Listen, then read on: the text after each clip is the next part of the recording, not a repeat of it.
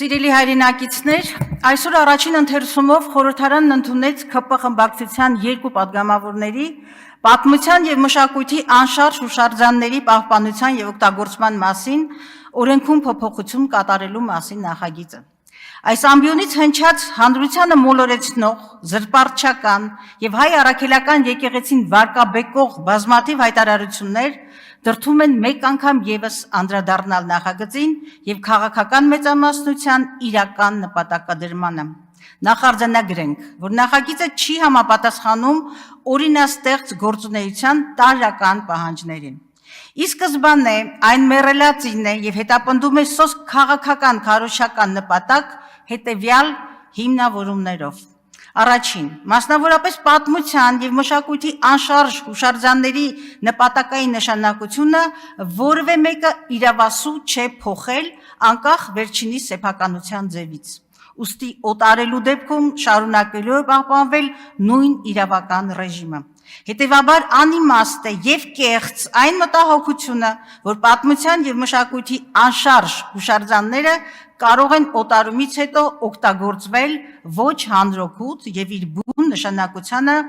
տարբերող նպատակով։ Երկրորդ, հայաստանյաց առաքելական Սուրբ եկեղեցին երբևէ չի օտարել եւ ոչ էլ պատրաստվում է օտարել պատմության եւ մշակույթի որևէ անշարժ հուշարձան, ուստի օրինագիծը հիմնազուրկ է նաեւ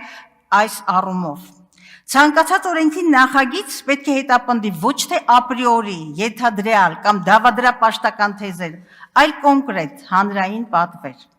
Օրինագծի վերաբերյալ այս ամբիոնից հնչած բազմաթիվ դատողություններ եւ այսպես կոչված հիմնավորումները կամ դիտավորությամբ խեղված էին կամ չունեն նվազագույն գիտելիքային հենք։